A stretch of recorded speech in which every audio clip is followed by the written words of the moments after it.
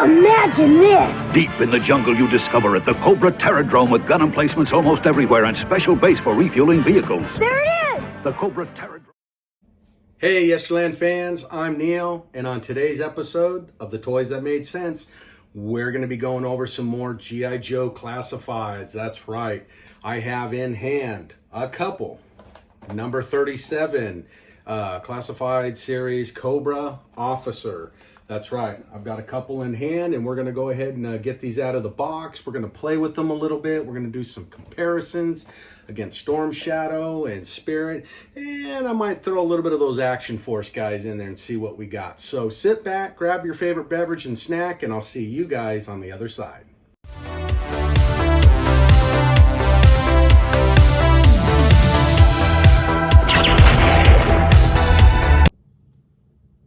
All right, guys, here we go. I've got these guys set up here. And yeah, so let's take a look at these. So taking a look at the first one here, they're both the same. I'm not going to go into both of these boxes at all. There's really no reason to. They're the exact same figure.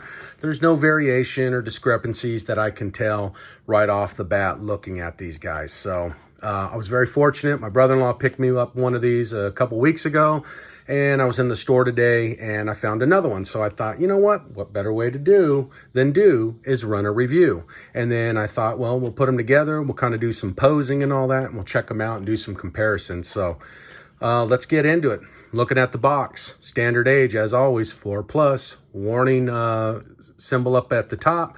Hasbro down in the right-hand corner. We get the graphic, G.I. Joe Classified Series, Cobra Officer. We get the great window here. Looking at the Cobra Officer, again, you know what I've said in the past about Joes and being a big collector and all that of them and where I stand on it. But I will say the last few characters that have been released in this current wave, they're putting out some great stuff. And a Cobra Officer, great army builder, so doesn't get any better than that. But looking in the window, we get the Cobra Officer here. Kind of looks like he's possibly, you know, darker complexion, maybe African-American, I don't know. We get his helmet up here. We get his holster there. We get his 2 magazines. We get his rifle, get another rifle. We get a pistol and knife, and it looks like we get like a flashlight or something like that off to the side. And then the figure in general. Flipping it. Oh, let's go over this real quick. Not a bad little design, kind of borderline between how it's cartoonish and, you know, classic-like. Not 100%, but I like that drawing there that they got going on. We got him here standing there with this fist up in the air. I could just hear him under his mask, Cobra. We got the ships flying over on top, the planes. Turning it around, we get that beautiful artwork that Hasbro does with all the current figures and some of the vehicles down there at the bottom with the planes. In the top, we get our attention and warning in a different language, all the legal mumble jumble and all that on the very bottom. We get number 37 on the side, G.I. Joe, and the different insignias of the Cobra Officer. Back to the front, flipping it down, we get a clear window view of the top of the helmet. Nice Cobra graphic kind of off to the side, number 37, and then back again to the side. So, and then underneath the bottom, all the legal mumble and the barcode. Very, very basic on these boxes. And yeah, so let's dig into these and let's see what we got. All right, guys, I've got him out of the package now. I've got one kind of set up with all his gear, and I left one undone, and I figured what we would do is we'd walk through the motions and put him together. And while I'm doing it, I'll go over the pros and cons to this figure. Let me tell you, right off the bat, I like this figure. Hasbro, you kind of knocked it out of the park. This figure, when I hold it, I hate to say that I want to compare it to Action Forces or Valaverse's Riot Guard, but it's very, very similar. One, cosmetically it looks that way, and two, just kind of the overall feel. And I'll do a side-by-side here, and maybe we'll match up and we'll kind of play around with the accessories and all that. But anyways, great figure in the way he feels and the weight. Posed right out of the package, no issues, no problems, and he looks really, really cool. So with that being said, let's dig into it. We get a couple extra we get one magazine and an extra magazine. And I believe this is a some kind of an optic. I don't know what this is. Pretty sure it is. I was trying to play around with it to put it on the rifle. I couldn't get it to really attach. So if anybody knows what I'm doing wrong, just comment in the comments and let me know. But I couldn't really get it to work. We get this holster for the with the peg on the back for his secondary, kind of like a pump action shotgun, if you will. We get a pistol. We get the rifle. We get the helmet, and we get a knife that has some nice chrome paint on it to make it look metal. And then let me tell you on this helmet fits really well on his head. It's a great sculpt. For being basic as it is, it fits just nice. So very, very impressed there. Moving into the figure. All right, let's go from the feet to the top. We got a nice immediate right out of the box. The foot kind of rocks side to side. Almost looks like it's broken there, but it does not pivot down in front. Again, like I said, off to the side. We got some buckle detail, which is really neat that they put in there. I like that. We got a decent motion in the knees, front to back. You can get it to like a 45 on both knees. The knees swing out at the hips. And he rotates at the waist. Okay. Moving into the arms, we got rotation on the hands, side to side, up and down. Arm does go in a 360. Arm comes all the way back up to the top. Not a full arm touching the bicep or whatnot, but it does come up to like another 45 or a 90, sorry. And then going into the chest plate here and the overall design on the figure. And this is where the stuff gets really good. We got a nice gear setup to hold his holster on the back. We get on the belt here, compartments to where we could put the extra mag. This is where I attach like that optic, the holster for the pistol. Moving in on the side, we got this nice detail here on the shoulder. It looks like he's got pads and whatnot. One of the flaws that I would say, I think at this price point now, I mean, come on, Hasbro, Valaverse is putting them out pegless, so I don't see why you guys can't do that either. There's no reason why you can't get away from this peg design in the arm, or pin design in the arms, but it's still a great looking figure. We got this nice patchwork and kind of like an armor type thing for the bicep. It's got the great insignia of Cobra there. He's got some great gloves, like half wrist, almost forearm full length. And then moving into the head here. For being a basic head and a basic pose, they did really, really, really well. Look at the face sculpt on that. Looks really good. He looks mean and sinister. So very happy with this figure overall. Let's go ahead and kind of build him now. Since I already did that other one, let's put him together. Like I said, helmet goes on nice and easy, just like that. You can get it right down on top there. Give him that traditional Cobra head look. Moving off to the side here on him, we'll go ahead and put his pistol in his holster here. The barrel does stick out the bottom. Moving over to his left side, we're going to go ahead and put the knife now in this sheath here. Goes down in there like so.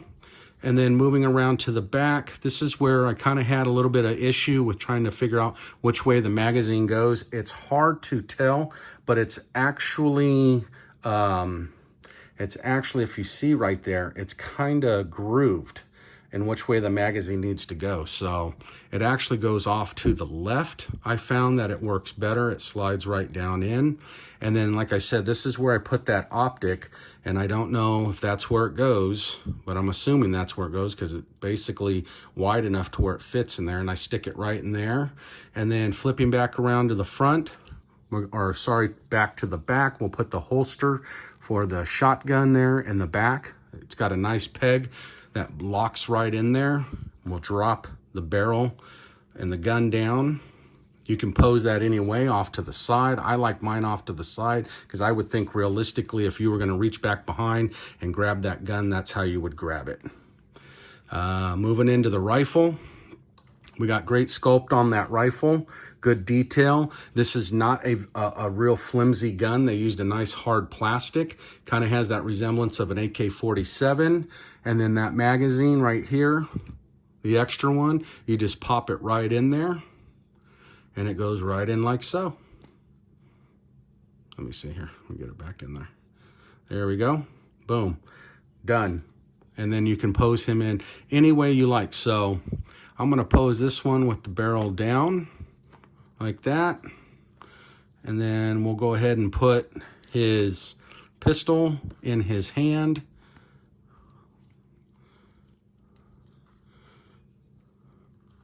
And we'll hold him there off to the side with the other one.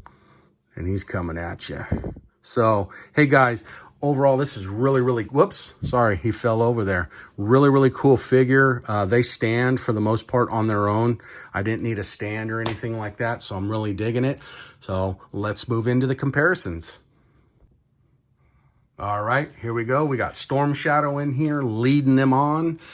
I mean, you can pose these guys any way you like. Either way, army building these guys are going to come out awesome.